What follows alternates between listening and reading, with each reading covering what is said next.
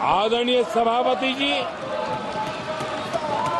कांग्रेस ने संविधान और आरक्षण पर भी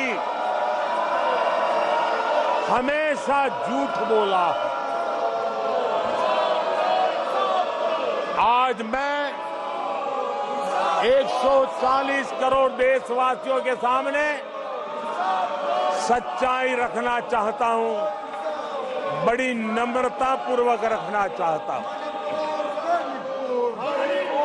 देशवासियों ने भी इस सत्य को जानना बहुत जरूरी है। आदरणीय सभापति जी, आपातकाल इमरजेंसी का 50वां वर्ष है। इमरजेंसी सिर पर सिर्फ सत्ता के लोभ के खातिर, तानाशाही मानसिकता के कारण देश पर थोपा गया तानाशाही शासन था और कांग्रेस क्रूरता की सभी हदें पार कर चुकी है। उसने अपने ही देशवासियों पर क्रूरता का पंजा फैलाया था और देश के ताने बाने को छिन्न विच्छिन्न करने का पाप किया था। आदरणीय सभापति जी, सरकारों को गिराना, मीडिया को दबाना, हर कारनामे में संविधान की भावना के खिलाफ, संविधान की धाराओं के खिलाफ, संविधान के एक एक शब्द के खिलाफ थे। ये वो लोग हैं जिन्होंने प्रारंभ से देश के दलितों के साथ, देश के पिछड़ों के साथ घोर अन्याय किया है।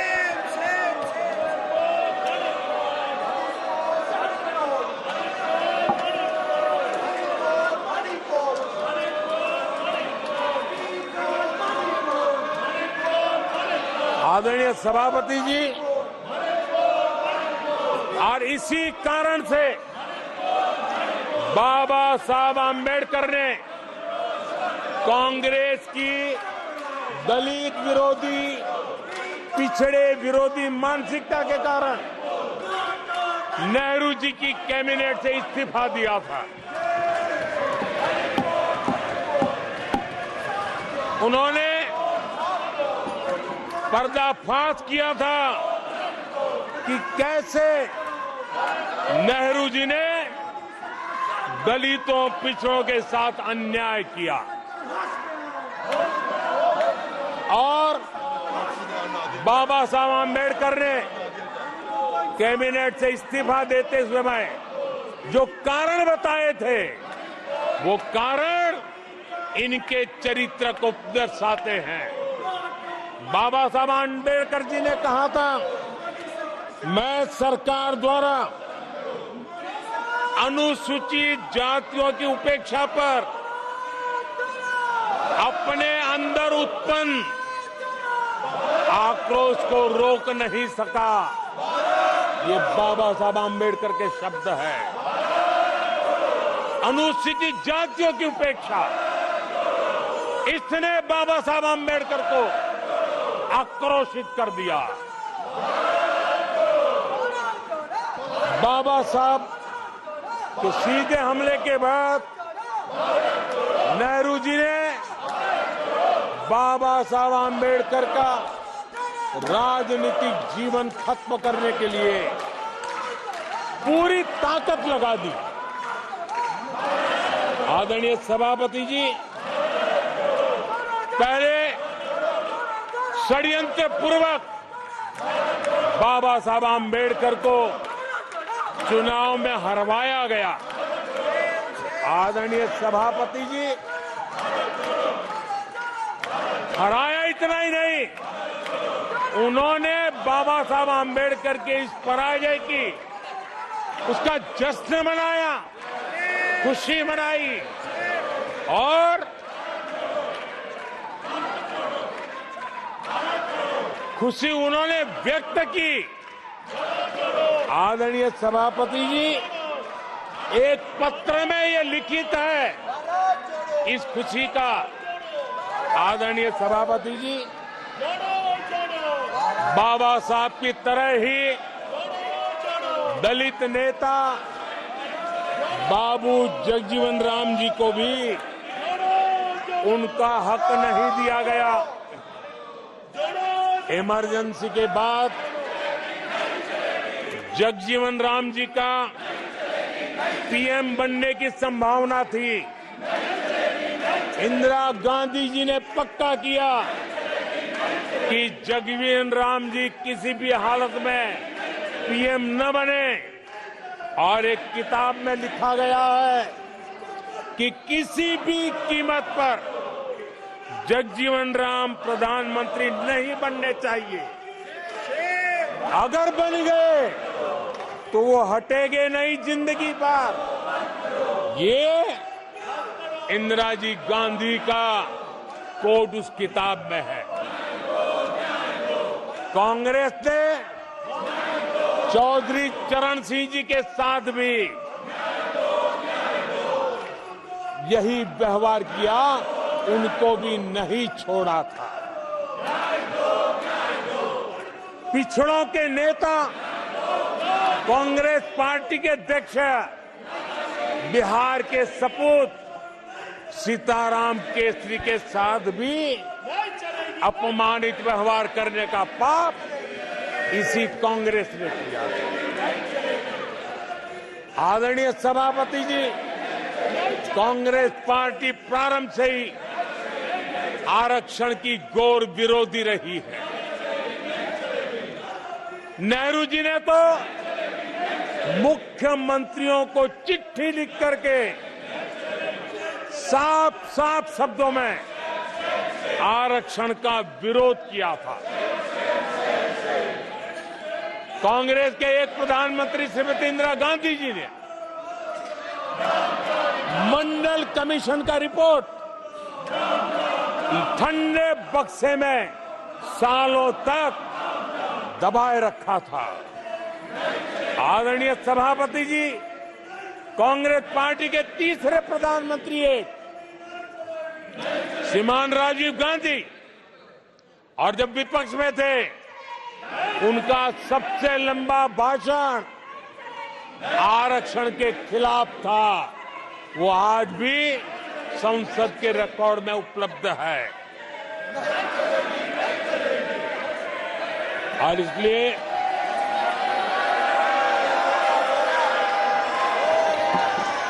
आदरणीय सभापति जी, मैं आज एक गंभीर विषय पर आपका और देशवासियों का ध्यान आकर्षित करना चाहता हूं। कल जो हुआ, इस देश के कोटि कोटि देशवासी आने वाली सदियों तक माफ नहीं करेंगे। आदरणीय सभापति जी, 131 साल पहले, 131 ईयर पहले स्वामी विवेकानंद जी ने शिकागो में कहा था, मुझे गर्व है कि मैं उस धर्म से आता हूं जिसने पूरी दुनिया को सहिष्णुता और वैश्विक स्वीकृति सिखाई है। 131 साल पहले हिंदू धर्म के लिए विवेकानंद जी ने अमेरिका के शिकागो में दुनिया के दिग्गजों के सामने कहा था। आदरणीय सभापति जी, हिंदू सहनशील है, हिंदू अपनत्व को लेकर के जीने वाला समूह है। इसी कारण भारत का लोकतंत्र, भारत की इतनी विविधताएं, उसका वैविध्य की विराटता आज उसी के कारण पनपी है और पनप रही है। आदरणीय सभापति जी, गंभीर बात है कि आज हिंदुओं पर झूठा आरोप लगाने की साजिश हो रही है, गंभीर षड्यंत्र हो रहा है।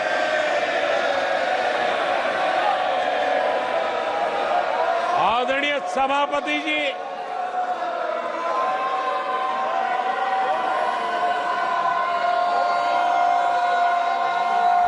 आदरणीय सभापति जी,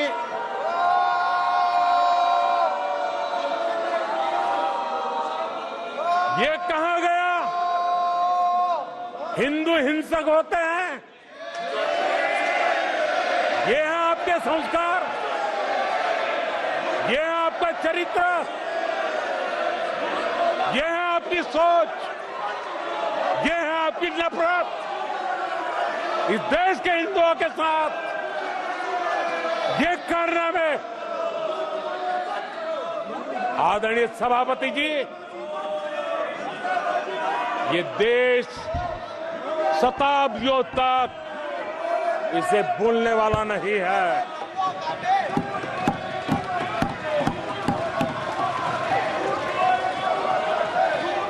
कुछ दिन पहले हिंदुओं में जो शक्ति की कल्पना है, उसके विनाश की घोषणा की गई थी। आप किस शक्ति की विनाश की बात करते हैं? ये देश सदियों से शक्ति का उपासक है। ये मेरा बंगाल मां दुर्गा की पूजा करता है, शक्ति की उपासना करता है। ये बंगाल मां काली की उपासना करता है, समर्पित भाव से करता है। आप उस शक्ति के विनाश की बातें करते हो। ये वो लोग हैं जिन्होंने हिंदू आतंकवाद ये शब्द गढ़ने की कोशिश की थी।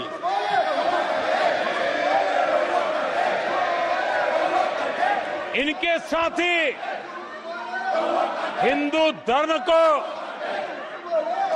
उसकी तुलना डेंगू, मलेरिया ऐसे शब्दों से करें और ये लोग तालियां बजाएं, ये देश कभी माफ नहीं करेगा। आदरणीय सभापति जी, एक सोची समझी रणनीति के तहत इनका पूरा इकोसिस्टम, हिंदू परंपरा, हिंदू समाज, इस देश की संस्कृति, देश की विरासत, इसको नीचा दिखाना, उसे गाली देना, उसे अपमानित करना, हिंदुओं का मजाक उड़ाना, इसे फैशन बना दिया है और उसको संरक्षण देने का काम अपने राजनीतिक स्वार्थ के लिए ऐसे तत्व कर रहे हैं। आदरणीय सभापति जी,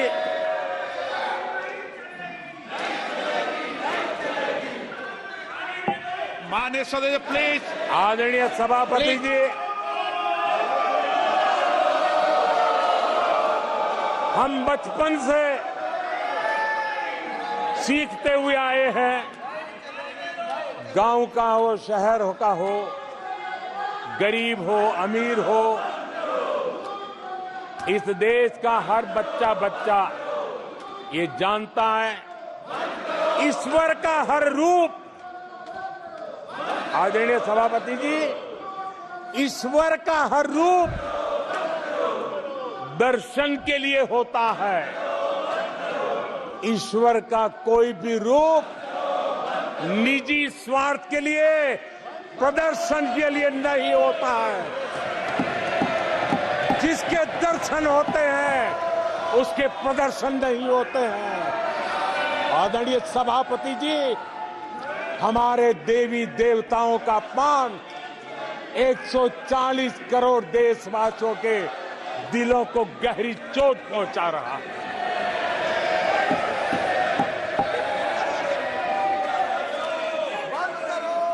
निजी राजनीतिक स्वार्थ के लिए ईश्वर के रूपों का इस प्रकार से खेल, आदरणीय सभापति जी, ये देश कैसे माफ कर सकता है?